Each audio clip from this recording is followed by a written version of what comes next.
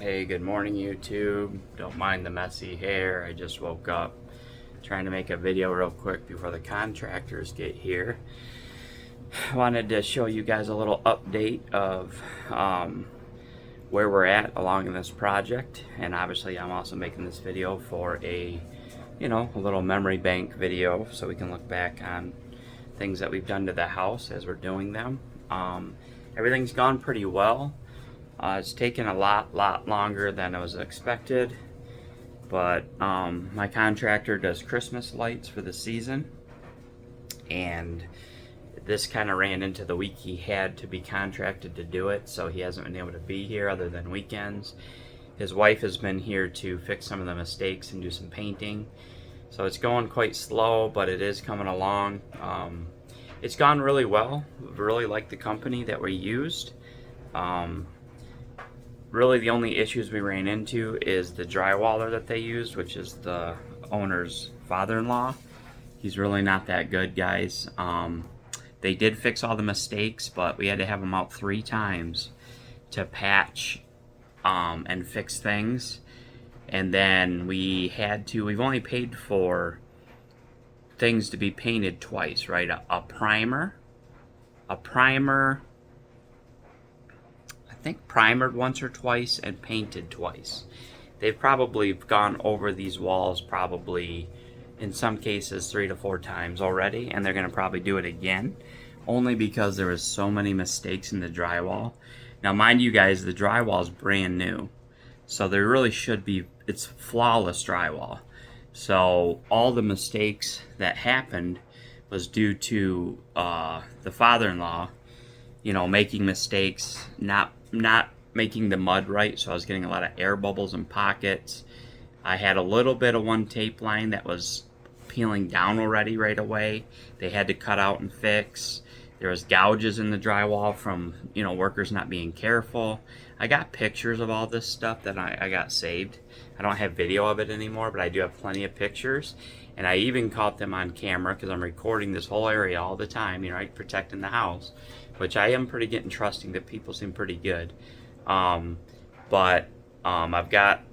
literally have him on tape shaking his head, saying, why does it keep doing that when he's mudding? So he definitely knew there was mistakes. You think he fixed them? No, he just kind of kept doing it. They would mud real quick and paint prime right over it. Like, they left dust all over the place.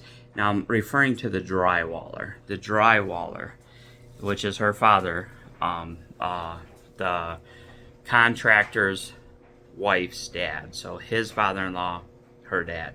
Apparently he's done drywall for 30 years. It does look like he knows what he's doing as far as hanging and doing drywall, but I think his lack of concern and meticulous, he ain't meticulous, guys. He just kind of gets it done.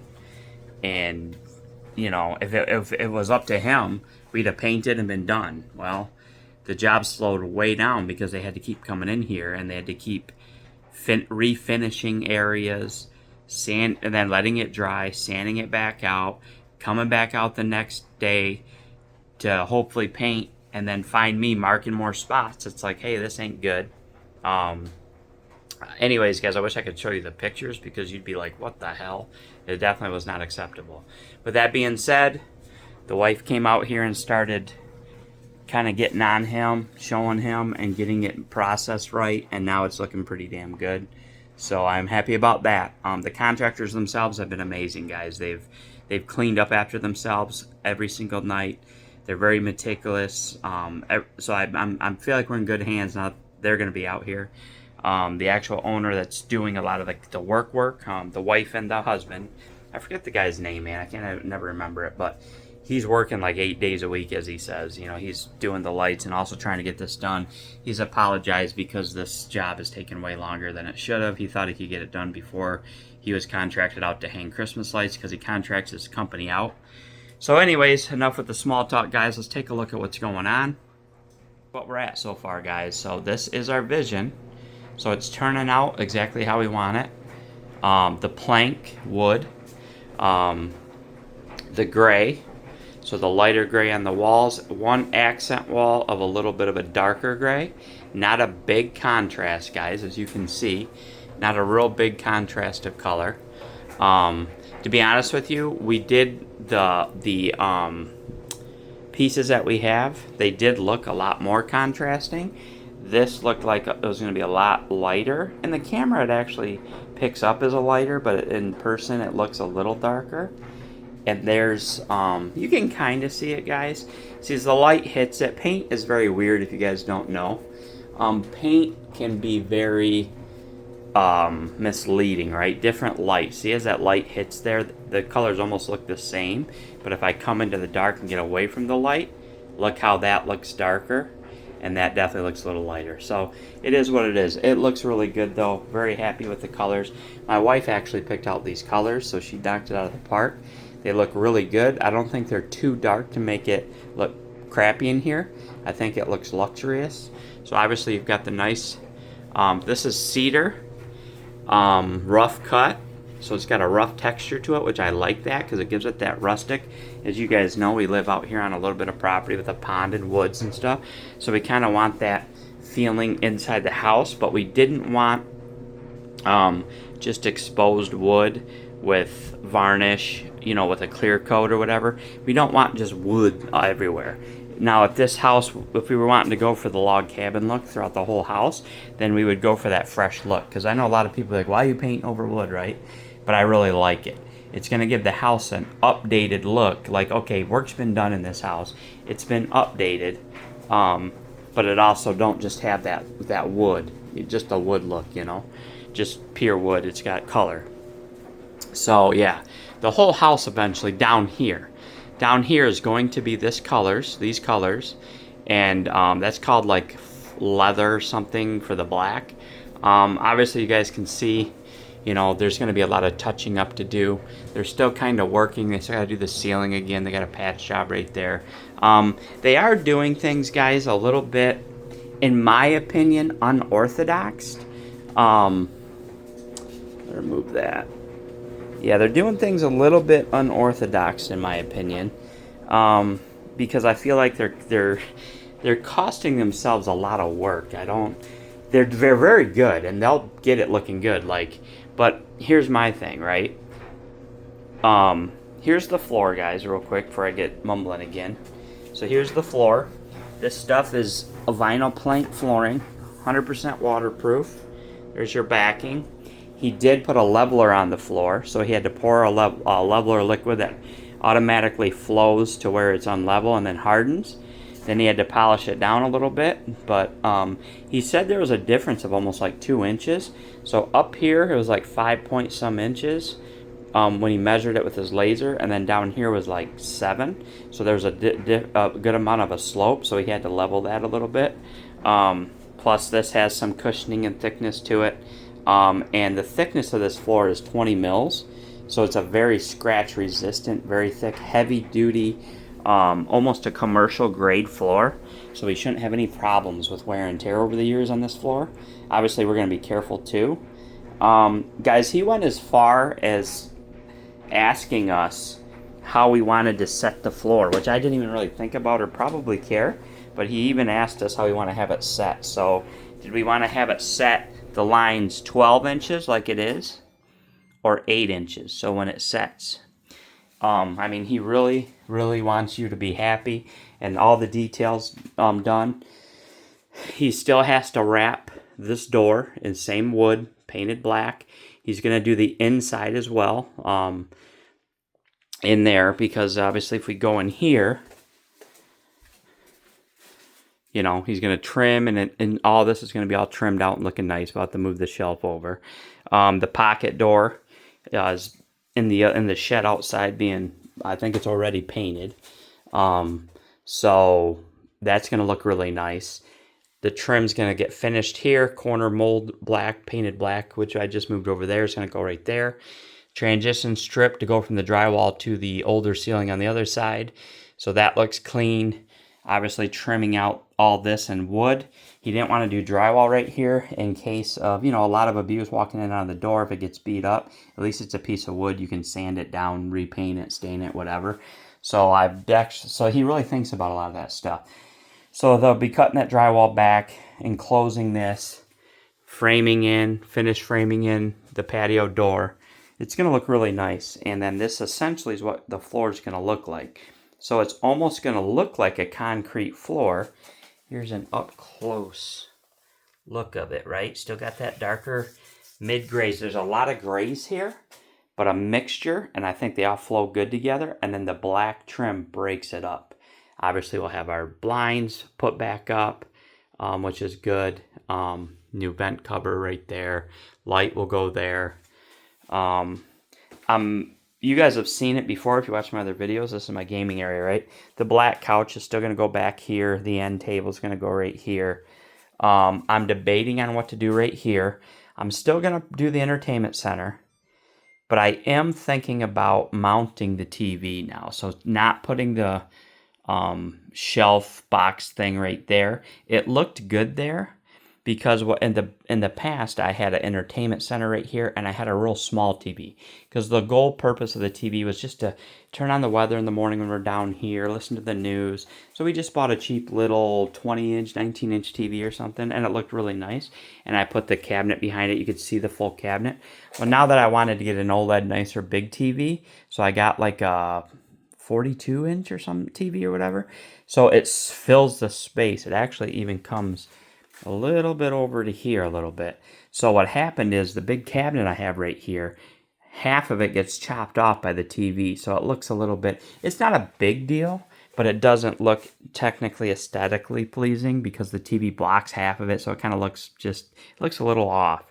So what I'm thinking about doing is getting a TV mount, mounting the TV right here, okay? Obviously the TV's big, so it's not going to fit this space. It would hit this.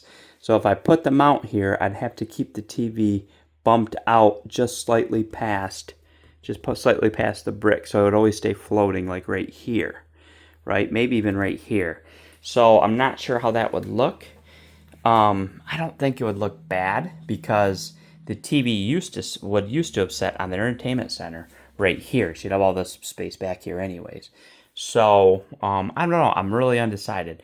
I won't make a decision until this is completely done.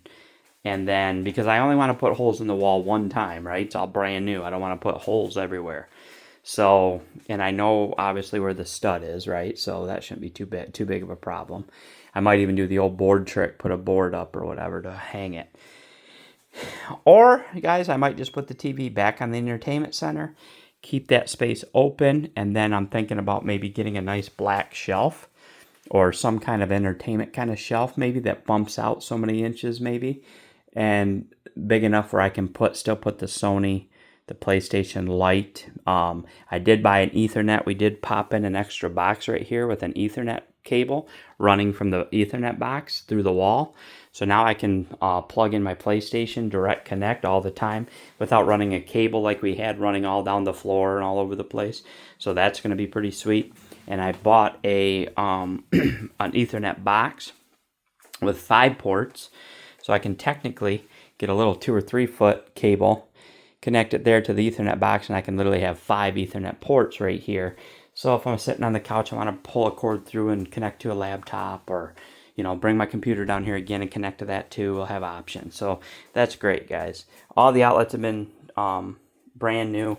Obviously, this one looks like complete ass because they did a terrible job of keeping it clean.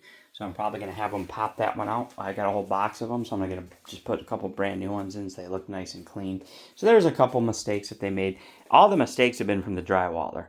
The drywaller guy is the guy that did all that shit. He didn't care less about it. So back to what I think maybe they made some mistakes on, or their process is they came in here and started painting. They took the doors outside to the garage shed or whatever and painted them, which is fine. And they pre-painted a lot of the trim, which is not bad because it really looks good. It's got a nice thick coat. But then they threw it up when they still have some patching to do, right? So then some of the wood trim, as you guys can see, got white right there on it. Now it is black, so easy to cover and touch up or whatever. So that's probably what they're thinking. It's not too big of a deal. But I guess I just don't understand. Like, you got white paint down there. They just had to come back multiple times. Like, right? Like, look at this wall right here. And you can't just some of this stuff that they had to redo, it was actual patching, right? They had to mud again. So they had to actually prime again and then paint again. So they're I only paid for two coats, and they've, by the time it's said and done, they've probably done 4 coats, which, hey, I'll take it, right? The thicker the coat, the nicer it'll be. But paid for 4 coats and touching up and stuff. So they promise that it'll look perfect by the time we're done and all that. I believe them because I've seen, if you guys seen what it looked like before, the drywall, my God, I was very upset, and they knew it. I'm not happy. I already told her that I'll hire her for another job because they did incredible work. The guy does really good woodwork skills, cutting the angles, super clean, very meticulous. Everything that I would bring up to him, he was already on it. He's like, yep, I was already going to do this here, or nope, that's not there like it. It's not going to actually be like that, you know what I mean? So he was really always already on top of it. So he even put down a moisture barrier under the floor, which is what you're supposed to do when you're on concrete, which I didn't know that. He did, but I did my research prior, and then I started asking him about the floor, and he brought that up before I even had to bring it up about a moisture barrier. So it told me that, hey, this guy's doing things legitimately. So very, very, very, very pleased. They're very good. I did tell him that I don't want the drywaller back after this job. Next job we do, because what we're probably going to do is take this exact same design and carry it into the bedroom, rip all the paneling out, ceiling, drywall, everything again. But I do not want his father doing it. Too many problems. It pushed the job way into the future, way longer than it needed to be. It could have been done by now. But he took so long, had to keep coming back. And then he got grumpy about it. It's like, dude, if you'd have done a good job the first time, there's no way there should have been so many flaws in the drywall. Gouges, scrapes, air bubbles, like everywhere. Everywhere the guy mudded was air bubbles. And then he just primed over it and painted. And then he made some comments in some areas upstairs about the air bubbles, like, well, that hasn't been sanded yet. I actually went up to him and said, well, hey, dude, and nicely, but I'm like, hey, I said, the air bubbles ain't just going to come out because you're sanding. The air bubbles are all the way through the mud. May not be a drywaller, but I'm not an idiot. And he's like, oh, really? I said, yeah. I said, some areas that you painted downstairs, those air bubbles have popped right through. I can show you. Oh, okay. He's probably just patronizing me, and then probably going behind me being like, oh, you know how to drywall now. Well, it's not about that. I've got eyes and I've got a brain, right? Just because I may not have done drywall before, I know what a complete finished job looks like. Just like when I detail cars, guys, I know what a good, clean, detailed car is. If the car's got wax residue and streaks and all that shit, it's not good, right? It'd be like me telling you guys right now that that piece of trim looks good, right? All dusty and white, a strip of white on the top of it, right? It'd be like me saying, I'm not a professional painter, but I know that isn't right, so I'm not an idiot. But that's how contractors can be, especially like these drywallers, right? They want to go in, they always act like they're the best, and when you question their work, they get pissed off. It's just like, dude, I'm way too detail-oriented to deal with that kind of bullshit, right? So, long story short, guys, this right here, we did move the box over, but we do want to do a full trim right here. So what I'm going to have them do is tie this box into a square and down, because I don't want a thin piece right here, because it'll just look goofy when everything else here is thick. And I think it'll look fine just wood boxing in this this box right here. And then it'll tie right in with the trim and go down. Stuff like that don't bother me. I'll show you what I mean. I actually did it. I did it outside myself to this wood. See how I boxed it in? That's essentially how he's going to do it. Yeah, I got to get out here super soon and give this a staining. I should have done it a while back, but, it's one of those things, right? It's cedar wood, so it's not going to rot really for a long time, but I do need to get it done. But anyways, guys, obviously we got to clean the door, and you guys know what happened with the water flood, and that's why we're doing all this. But I'm kind of, in a way, now okay with it happening, because we now have got this house. This is just another part of the house updated and upgraded. So yeah, so here is essentially the vision. Let me know if you guys like it or not. I know it's going to be like, it's not for everybody, right? Some people don't like gray, some people don't like black trim, blah, blah, blah, blah. But it's what we like, and I think the vision is coming together really nicely. by the time we get our black closets put back, set right there and right there, once we get the entertainment center, the TV, the couch, the end table, all the lights put up, figure out if we're even going to put a picture back here. You know, we're going to obviously think twice about what we hang. You know, I do want something, but it's, you know, it's one and done kind of thing. I don't want to, again, start putting fresh holes all over the drywall. If I can help it, I'm going to do adhesive strips, so I'm not putting holes in, you know, because I think some of the stuff we're hanging is not heavy. So we're going to, you know, think carefully about it. I was going to put in a plug down there that has a built-in USB and US, I think it's a C charger. But I'm like, you know what? They're fairly expensive. Not too bad, but they're also real boxy and thick, and I wasn't sure if it would fit in that box. I think it would. It's probably pretty standard. But I'm like, you know what? I could buy a plug that goes into the plug, and it gives you like 6 plugs, kind of like what was there before, but it has a built-in A's and C chargers, actually several of them.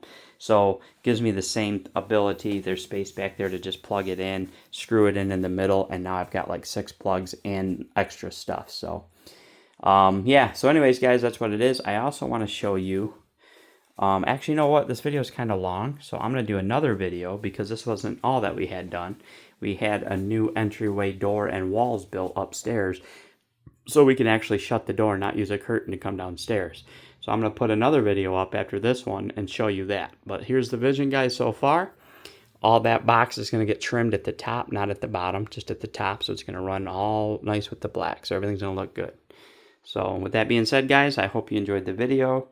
And we are going on vacation for a week. This week, we're actually leaving today, about maybe 4 o'clock at night, because we have reservations at the Okie, I think it's the Okeke Park in Tennessee. Petting a sloth, doing a sloth thing for my wife for her birthday, and a little bit of, it's our honeymoon, birthday, kind of all my birthday, because both our birthdays are in October. So it's kind of going to be a fun deal. So we are going to be gone for a week. He really can't work because during the week he's doing lights, but he is going to come back. He's trying to get it done today, yesterday and today, but I think he even knows he ain't going to do it. So he may even have to come back next weekend when we get back. So it's probably by next weekend should be done, I would think. So not a whole lot left to do. So anyways, guys, let me make another video and I'll show you the entryway door and drywall work we did up there. That's pretty much finished, so I'll show you that.